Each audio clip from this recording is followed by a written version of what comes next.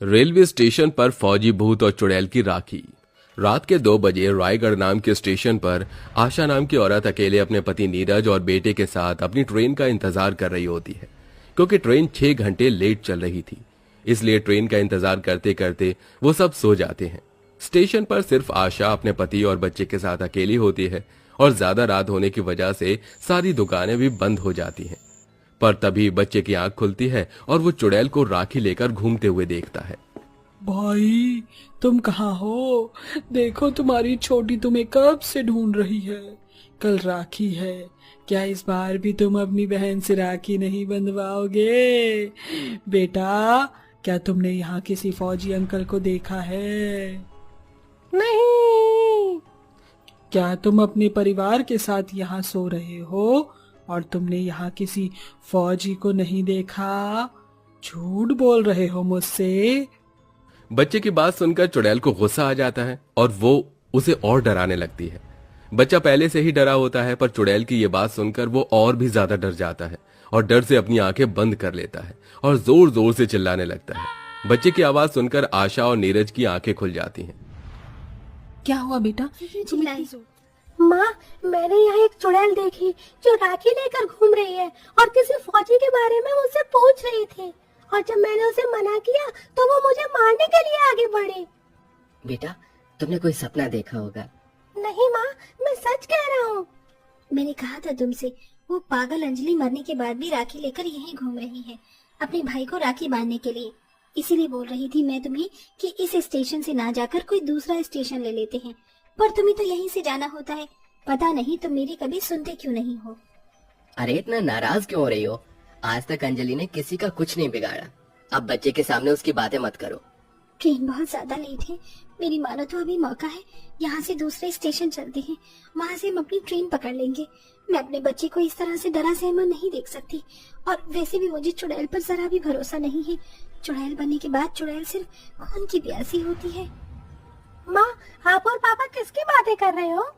बच्चा अपनी माँ से जैसे ही सवाल करता है, अंजलि उसे बच्चों के सामने एक बार फिर आ जाती है और उस बच्चे के सवाल का जवाब देती है। तुम्हारी माँ मेरी बात कर रही है। क्यों भाभी, सही कहा ना मैंने? अंजलि, तुम? क्या हुआ भाभी, मुझे देखकर डर क्यों गई?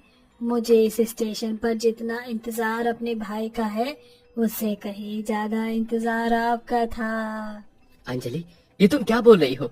भाभी, भैया को बताया नहीं कि मैं आपका इंतजार क्यों कर रही हूँ? चुड़ैल की ये बात सुनकर आशा 5 साल पुरानी बातें याद करने लगती है। अरे अंजलि, मेरा एक सूट सिल देना, वहाँ जल्द रक्षाबंधन आ रहा है। मैं सोच रही हूँ कि इस बार मैं अपने भाई को खुद राखी बांधने के लिए जाऊँ।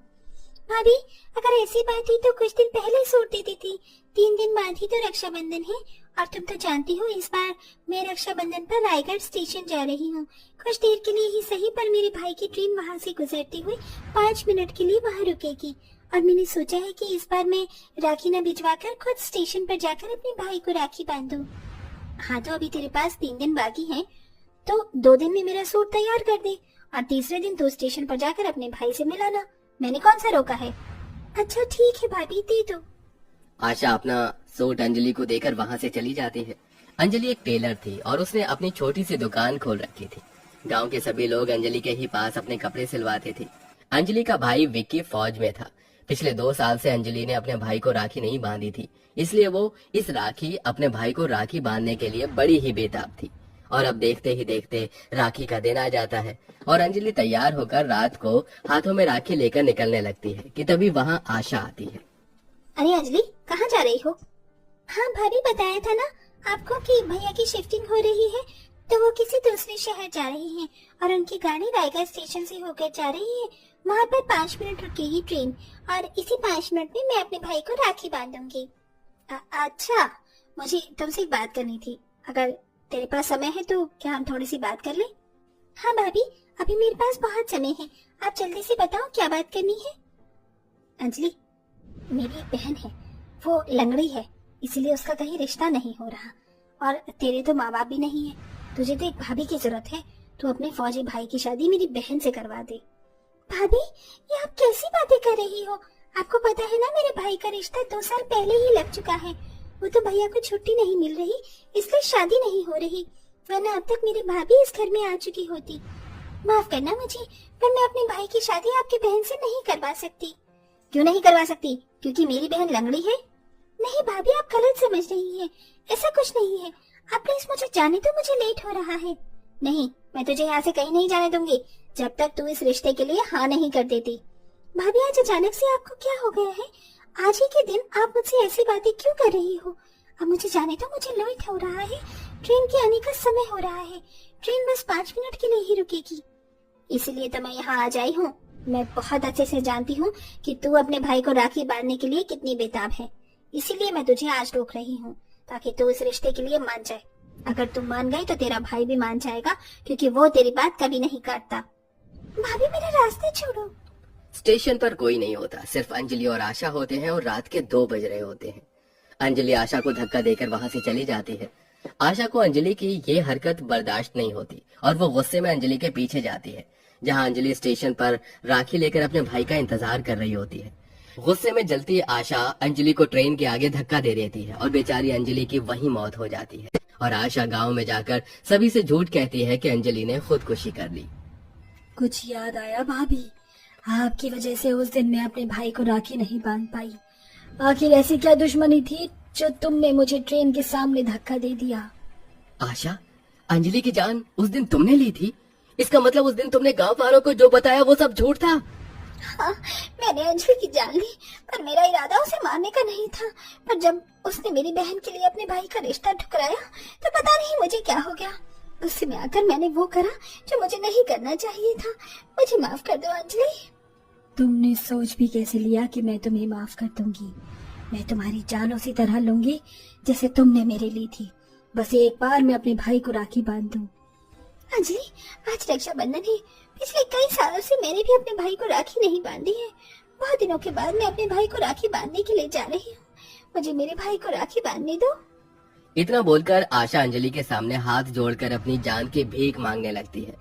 पर तभी एक ट्रेन वहां रुकती है और उस ट्रेन में से एक भूत उतरता है, जो अंजलि को आवाज देकर स्टेशन पर उसे ढूंढने लगता है। छोटे, तू कहाँ है? देख, तेरा भाई तुझसे राखी बंधवाने आया है। तुझे याद है ना कि गाड़ी सिर्फ स्टेशन पर 5 मिनट के लिए रुकेगी।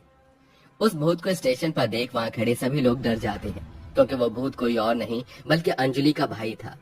चुड़ैल अपने भूत भाई को देखकर हैरान हो जाती है और उसे रोककर उसके गले लग जाती है। रोते हुए उससे उसकी मौत की वजह पूछती है। भैया, तुम भूत कैसे बन गए? तुम्हारे साथ क्या हुआ? अंजलि मेरी बहन, आखिर तो मुझे मिल ही गई। उस दिन जब ट्रेन यहाँ आई और मैं स्टेशन से उतरा तो मैंने यहाँ लोगों की भीड़ देखी। भीड़ देखकर जब मैं यहाँ आया तो मैंने देखा कि तेरी लाश स्टेशन पर पड़ी है। तेरी लाश को देखकर मेरे पैरों तले जमीन खिसक गई। मैं राखी वाले दिन तेरी मौत का सदमा बर्दाश्त नहीं कर पाया और मुझे हार्ट अटैक आ गया और मैंने भी वही दम तोड़ दिया। बस तब से ही मैं हर साल राखी पर इसी स्टेशन उसी ट्रेन में आता हूँ। ट्रेन 5 मिनट के लिए यहाँ स्टेशन पर रुकती है और मैं तुझे ढूंढता हूँ। भैया, मैं भी हर रक्षाबंधन पर यहाँ आकर तुम्हारा इंतजार करती थी, पर मुझे क्या पता था कि मुझे मेरा भाई भूत के रूप में मिलेगा। ये सब कुछ इस आशा की वजह से हुआ है। मैं इसे छोड़ूंगी नहीं। इतना बोलकर अंजलि हवा में उड़ने लगती है और तेज आंधी तूफान चलती है और तेज हवा में आशा खुद को संभाल नहीं पाती और धीरे धीरे स्टेशन के किनारे पर आ जाती है। और जैसे ही ट्रेन आती है आशा ट्रेन के सामने गिर जाती है और उसी वक्त सबके सामने आशा की मौत हो जाती है। आशा की मौत पर उसका पति और बच्चे रोने लगते हैं। तो वहीं अंजलि, जो कि चुड़ैल बन चुकी थी, वो अपने भूत भाई को राखी बांधती है और इस तरह रक्षाबंधन मनाने के बाद चुड़ैल और भूत की आत्मा को मुक्ति मिल जाती है।